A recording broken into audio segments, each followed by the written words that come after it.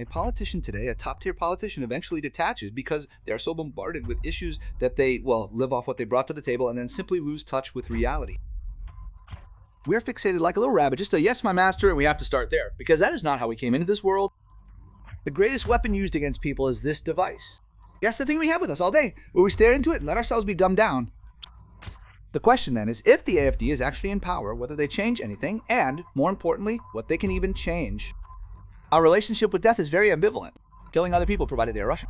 That is our relationship. Yes, slaughterhouses, factory farming, it's all totally sick. Godless times. And that is the result they have. Why is the established political class not reacting to the numbers that can be read in all the polls by now, which are certainly not fantasy numbers, but I believe they're even adjusted downward?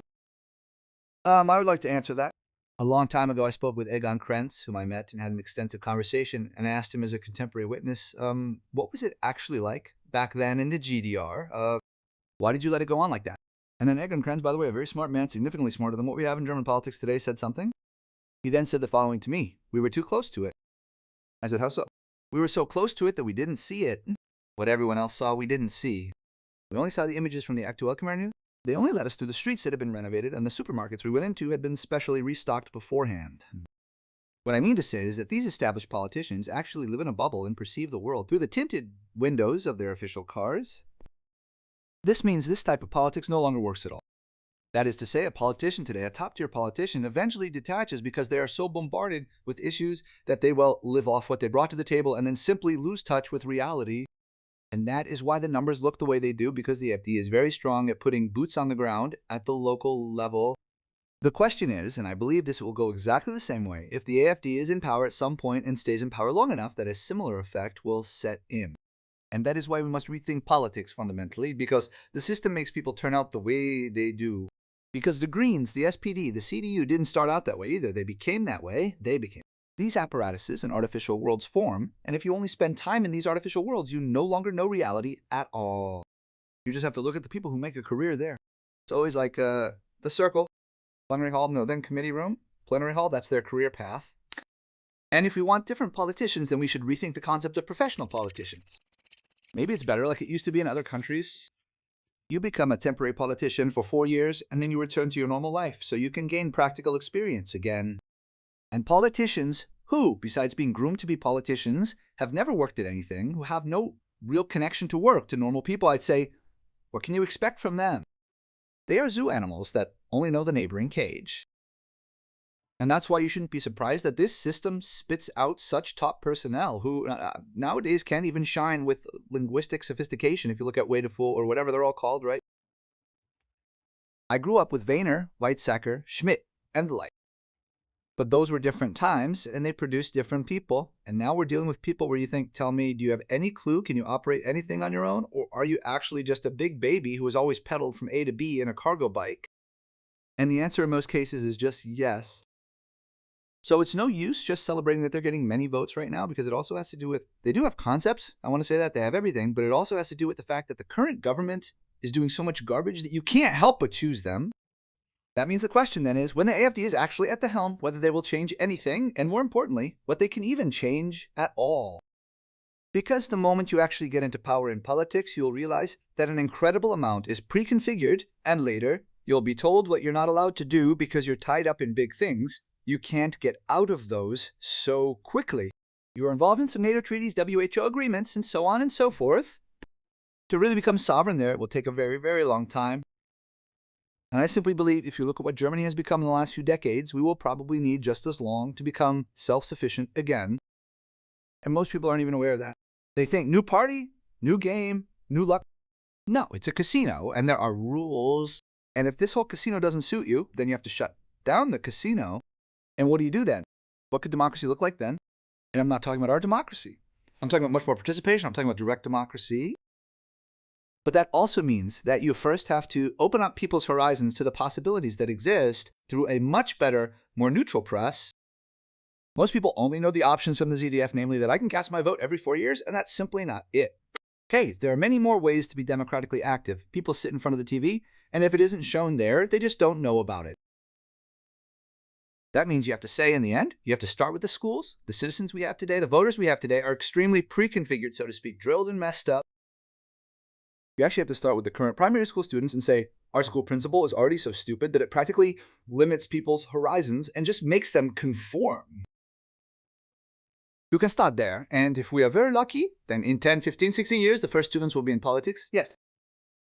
Yes, who say, I learned to think differently because they hadn't trained it out of me beforehand. And that is my hope.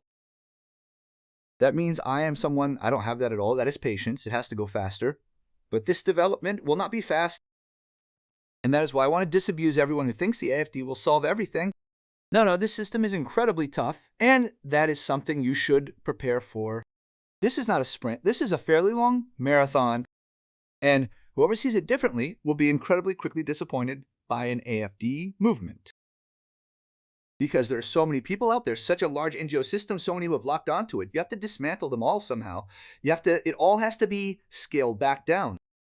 You might know this feeling if you have acquired a lot of things. It is easy to acquire new things and put them in a third garage, but to dissolve that, to get rid of it again, that is quite a challenge. And that will be exactly the same with this state apparatus, which is incredibly bloated. And we must learn again to get by with significantly less bureaucracy, significantly fewer state services, and to do much more ourselves. And not leave everything to politicians thinking they should handle it, because everything the politicians have messed up is what we gave them, or what they took for themselves, and what they busied themselves with. And if they shouldn't do that anymore, then we have to take care of it. And most people have never learned that. That means we have to think honestly, it's no use just having an AfD. How will I change myself? I would then have to change just as much, because the politician won't do it. The politician will only be the one the day after tomorrow about whom I can say, I am totally disappointed with this AfD politician. You should then be disappointed in yourself. Okay, the politician, the party simply cannot manage that. You have to change significantly. And that is not clear to most people. Instead, they think they will do it for me like in the past. They are too few. We have to do it the way we used to. And how does that work? That is why most people have absolutely no practice. And someone just has to tell them that this will be a tough process. It is fun, but it takes a long time. It is just a marathon, and it is 42 kilometers long. You have to realize there is no shortcut. There just isn't. That is exactly why on June 24th. At 7 p.m. sharp, the most important webinar of the year, live free and with a selection of experts you won't hear together in this combination anywhere else. Ernst Wolf, Tom Lawson, Peter Hani, Florian Holm, Ken Jebsen, Roger Kuppel, numerous experts. 1 evening, seats are limited. Click the link now and secure your spot. As I said, this is a political cast that doesn't really know what's actually happening on the streets, but that is the problem with career politicians. This is not a German problem. I mean, ask yourself, would you want to go to Italy? Do you think the government of Israel is any better, or the United States? Wherever you go, people say, well, it's not much better here either. Even though many believe, I'll emigrate, you feel so comfortable there simply because you don't engage with the local politics. Because if you did, you would realize I could have just stayed home. People who emigrate don't do that. They go to Mallorca, but they certainly don't concern themselves with Spanish politics in Mallorca. They don't do that. If they did, they might as well just drive back home. So I simply don't believe that the AfD will be banned. It is too late for that. It would lead to civil war-like conditions. But what we are experiencing at the moment is that the established political class wants to quickly scale back everything they've abused in recent years, namely selecting judges, influencing constitutional rulings, and placing people in broadcasting stations so that it cannot be misused, or that they are giving up the 5% threshold. That is where you can see it. This means this system is not interested in actual democracy, which doesn't exist anyway, the people are sovereign, right? No, they think maybe we can manage to sit out the AfD, boycott them, then people get disappointed, and then we can get back into the system ourselves, and until then we take as many levers out of their hands as possible, so the AfD can't make any major changes. That is all, of course, pathetic. But it also shows a political caste that is not interested in the population at all, but rather in those who put them in these positions. And those aren't voters, those are corporations, and international interests. Whoever wants to land a top position in Germany must also check in with other major cities outside of Germany to see if it is approved, and if not, they are quickly cut down to size. How do you do that? By manipulating public opinion through the local press to such an extent that the person falls out of favor with the voters. It's as simple as that. Yes, you control public opinion, and with it you control what people know about a politician. We saw a recent example. People were really very well informed about Bjorn Höcke. Then he went on the unscripted Ben show, and 6.3 million people said, he's completely different from what I've heard over the last few years. You have been informed or misinformed accordingly by other media, and then you realize, well, he's not just evil. I don't have to like everything he says, but he isn't some sort of devil incarnate. He is a human being who has views, and I don't actually think many of them are that bad. I think some are really good, and journalists haven't acted stupid here. Take Giovanni Di Lorenzo. He would have interviewed the devil himself, but not him. That is just administration of journalism. You can see from that how they're also caught up in dogmatic bubbles. That is the problem we have, that I cannot even talk to him at all. And it reminds me incredibly strongly of the final days of the GDR, or perhaps a bit exaggerated of Joseph Goebbels. You can even imagine, after all this, that this system you're in will end, or how things are supposed to go on afterward. Some poison their own children, others move abroad, and life goes on somehow anyway. But, and that is the point, it has to do with our education system. We believe that the state, as much state as possible, should regulate everything for us, create a uniform person, make us all the same, and then it will be a great country with lots of happy people. Happy people. But that is simply not the case, and that shouldn't surprise anyone. The fact is, we are all individuals, and the state should primarily exist to create social balance. And how should it do that? If we're born as humans, and one person, for example, is severely disabled and cannot get from A to B properly, or has a motor impairment and is in a wheelchair, then the state should step in so the man or woman doesn't perish, but has a life with human dignity. But it's quite clear that high achievers should have more because they contribute more, That is something completely different. That is simply what happens in nature. You just throw something like that out of the nest. That's not how humans are. Humans say he should be able to have a human livelihood. A person who's very old doesn't need to be discarded. They have something to contribute to society. That means humanity must be at the center. That is the social question. That is what is social about it. But at the same time, only what is earned can be distributed. That is also perfectly clear. Anyone who ignores that is simply narrow-minded. Yes, I don't need to explain that. Every Swabian housewife knows it. And then the state should take care of a few essential things. Transport the Deutsche Bahn can certainly arrive on time. Security, the border should be secure, and ensuring that certain services like healthcare actually function and remain affordable. And it's also quite clear, in a system that relies on those who put in, being able to take out, it cannot function if suddenly many people arrive who only take out and do not put in. It's perfectly clear we want to take everyone in. Yes, that's great. I could also try to put all the people from the Titanic into one lifeboat. It would just sink. That's just how it is. These are things that someone stuck in an ideology in a cult does not want to confront. And we have to ask ourselves the question, we have seen all of this with our own eyes. This is not a new development. We saw it in the GDR, we saw it in Nazi Germany, we have seen it now. We see it. We see that this train is heading toward a wall at incredible speed, and we think the brakeman has fallen asleep or something, and actually someone inside should be braking, but we tune out the fact that we are sitting on the train ourselves. Why are we like this? Because we learned in school, you have no idea. An authority will tell you the day after tomorrow what to do, and you just keep your mouth shut. It's the invisible service, and someone will take care of it. And we just swallowed that, but I didn't. I just didn't swallow it. I see, hey, this has completely gotten out of control. Someone needs to tell me something about this. And that is something you can relearn. It's simply saying, I think I should have gotten involved sooner. Yes, but that has consequences. Yes, but the consequences of getting involved early are significantly lower than if you get involved too late. And everyone can tell themselves that. Each one of us could and should have gotten involved sooner, because at the end of the day, we are the ones who say they are in charge, but we pay the price, not the politician. We pay the price. We pay the price for the state this country is in, and we all allowed it to happen. Now you cannot say, what was I supposed to do? I say that just like with Corona. Quite simply, don't go along with it. You could have expressed your displeasure at your workplace, at the supermarket checkout, everywhere, and then the politicians would have noticed, we're not getting away with this. Politicians often, you see, we often get very far with the biggest, because no one says anything. Shut up. They are on social media complaining, but they just don't do anything. And as long as you are that passive, you are simply easy prey in a democracy. You are also easy prey, and you cannot pin that on the politician. It also has to do with your own comfort. That is the truth that nobody wants to hear, but someone has to say it. That is my job. And if we want something to change, where could we start efficiently? With Ms. Baerbock, you could forget about that. You can only start with yourself. You have to start with yourself and say, I think I'm not doing this anymore. I think I'll get involved earlier. I have no more trust. I'm now opening my mouth in places where it has consequences because my boss says, what did you just say? What did you just say? Yes, that's what I mean. When was the last time you did that? Most people have these difficult conversations in the car with themselves, and when they are then at the workplace, yes, whatever you say, that is the truth. You must also learn again what you could already do as a child. You have to learn to object again. Say, I'm not eating my porridge because it tastes like, You would just have to say that.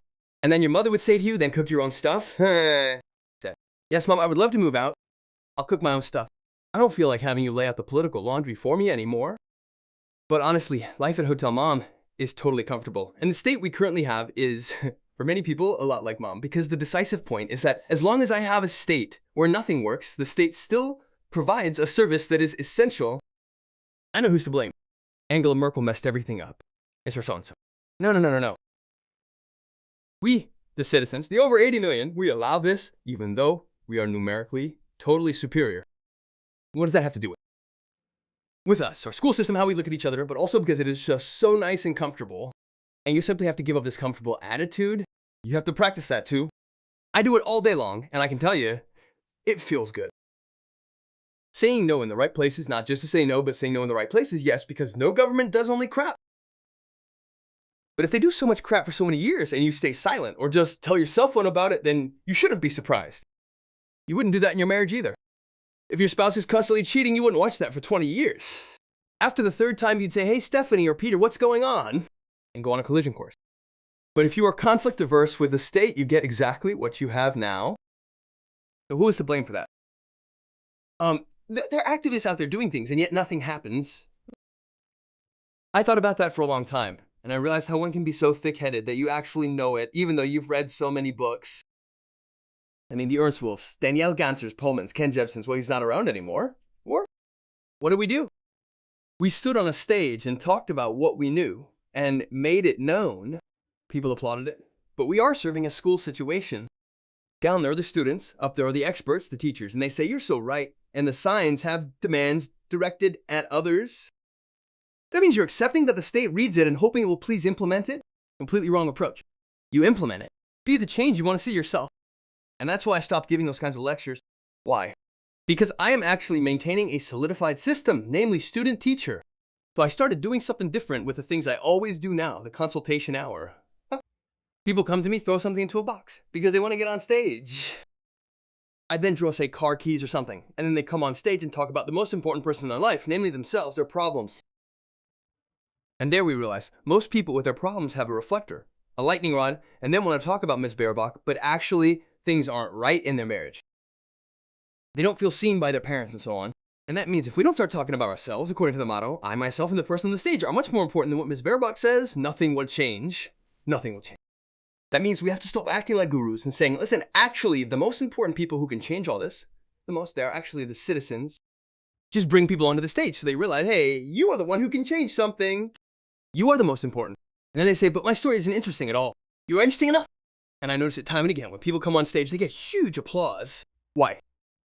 Because their very normal story touches people, because they can identify with it, and when they come off the stage, crowds form.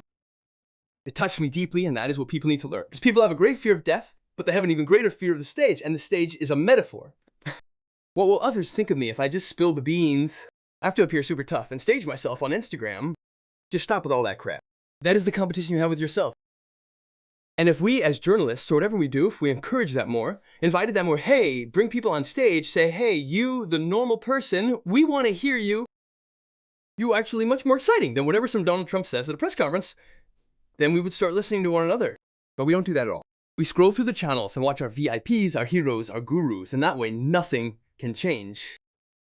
That means we are fixed like a little hair, just a yes master, and that is where we must start. Because that is not how we came into this world. That has been imposed on us, and that is just perverted. Just listen to yourself. Listen to your wife. Focus on your children and ask, isn't that much more important than what is happening somewhere else? Yes, but you think, my story isn't important enough. I'm just so-and-so. What do you mean, Just? You are the one who keeps this country running. Not the VIP, not me, not any of the VIPs do that. We do that. And that is why we belong on stage and in the spotlight. Oh, then I am important. Exactly, because you are the sovereign, so treat yourself like one. Then listen to yourself and watch yourself, and not, if I were like them, then I would have found what they do so great. What am I doing then? I'm living my life, man. Anyone can do that. But you have to do something spectacular. You don't have to do anything spectacular. Just be a decent father, a decent mother, honest, yes, and take care of your children. Children, that is decent enough. Now, there has to be something very special happening. I must be successful fast. I have to be the richest person in the world, found a huge company. You should be authentic, and that is enough.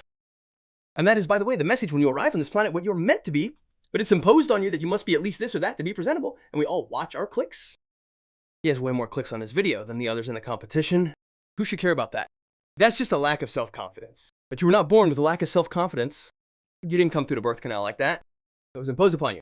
We make you small, and then give you a few offers, and then we can make you a little bigger. And you simply must not participate in this rat race. You must not behave like a Skinner rat. And we who stand on the stages have the great opportunity, because people come for us anyway to say, listen, something is actually wrong, and that is why I don't do stages anymore. I don't have any more stages? I'm in smaller rooms, 150 to 200 people on 2 bar stools, just eye level, talking at eye level so they finally understand I'm nothing special at all. I'm just a guy living his life. Actually, anyone can do that. Okay, are there consequences? Yes, what kind of consequences are there? It feels good. I don't have to be afraid that someone will kick me out or worry about what others think.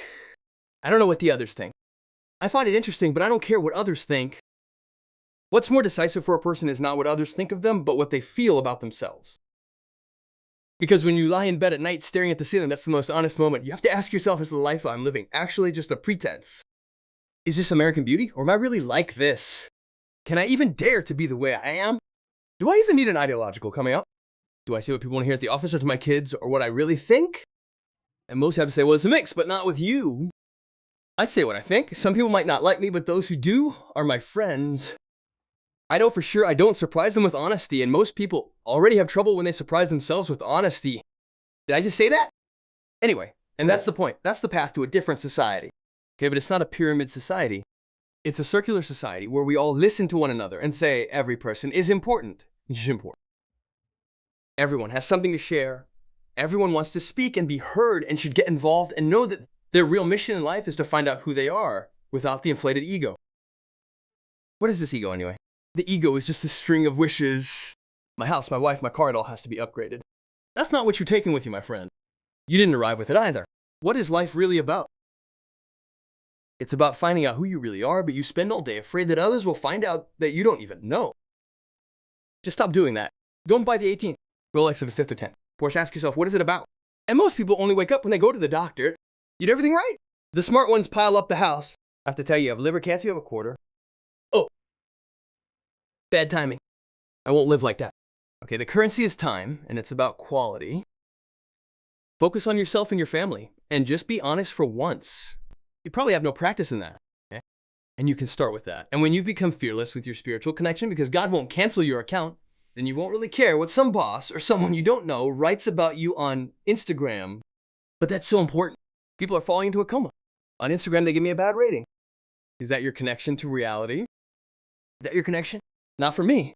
And I just believe that the greatest weapon they have against people is this device. The thing we have all day long, that we stare into and where we let ourselves get dumbed down. Was there also a life without digitalization? Yes, and it wasn't bad. It has many advantages. Okay, but we have an overdose. We are digital. We are totally dependent on it, on our dark faces everywhere, on what others think of us. And that is a tool for manipulation. It's a constant, never-ending nagging, a constant controlling of what you have to know, what you have to know, what you have to talk about, how you have to act. You want to act? I don't need that, okay? Instead, what's decisive for me is what my children think of me, what I think of myself, and whether I can really look in the mirror.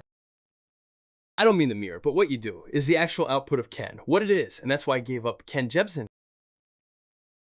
Okay, because that is an external person, a played character, and it always has to be like Ken Jebsen. That is not enough for me. Okay, that has no depth anymore, and life as we have it out there won't change by us having even more information. Yes, it's not lacking information, we are lacking experience in an authentic life. And that's why there's only one possibility. Why don't you start with that? And it has nothing to do with materialism, but with letting go, yes, and saying, what of all this nonsense do I actually need, and what is actually important? And in the end, it's only about relationships with people, real ones that you remember. I have never heard anyone who is dying. I've been present at deaths hearing, quote, quote, quote, I wish I'd driven that SUV or owned that property, instead of, I unfortunately never made amends with my son, and now it's too late. So that's what it's about. And then you're no longer susceptible to blackmail. You're relaxed and easygoing, and you couldn't care less what some Biden, some Donald Trump, or some pest does. You don't even notice it because it's not important. It is unimportant. You're the one giving it importance. You pay with your attention. You pay with the most expensive currency of all your time, and that's too precious to me. It's just too precious to me. I believe we are part of a greater consciousness, and I just laugh at what they're doing. It's funny, isn't it? This modern system is basically just God's Netflix. It's funny with really bad plots, and I don't watch it anymore because it's just boring. And once you have that attitude, you think, you're right. They can all kiss my ass. What's really important are my homies, my friends, what we mean to each other. Can I rely on it? Will he lend me his car jack? Can I leave him alone with my wife? I can answer those with a yes, I'm already ahead. That would be the right approach. And a bit of humor. A little bit of humor is totally important. Germans are always so uptight. A little humor. You booked this life with all of this madness. Okay, you booked it. It's a comedy and a tragicomedy. And you can decide now whether you make it a tragedy or a comedy. You can determine that yourself. So, and if you always play the victim, then you shouldn't be surprised when you get punched in the face. I don't go through my day like, okay, as a motorcyclist, I'm just happy that I don't need crutches today. Yes, the day is saved. Okay, when I drink a cup of coffee, it's half full, not half empty. That is my approach. And I also consider if there are people in my circle who are worse off than I am, I can think of 50 people right away. That makes me very humble. And perhaps back to the form of government I would wish for, because I am not an enemy of democracy. We've never had it in Germany, but what I believe we desperately need, because we treat nature as if we had a backup in the trunk, is humility. We have absolutely no respect for life. It starts with how we make sure women have to have children in Germany on a scheduled C-section, and how we later send these children to the front lines to shoot other children. Yes, our relationship with death is very ambivalent.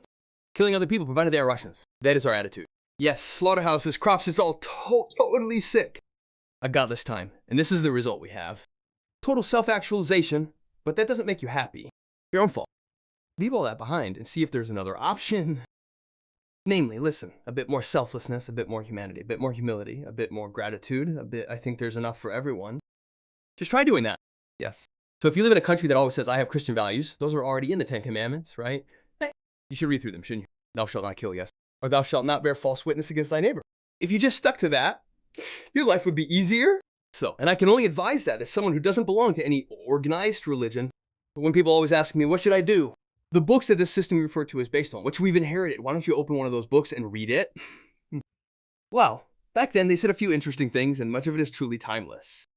There's no expiration date on it, and look within yourself, because it's simply about finding out who you are. And to do that, you have to overcome your ego. And that is the great task we all have. Overcoming your ego. Because it's not always just about me, it's about something else. And by we, I don't just mean humans, but every kind of life form, every species, every ant, every albatross, everything is part of the game. There. So don't act high and mighty just because you think you're the crown of creation. You don't have a crown.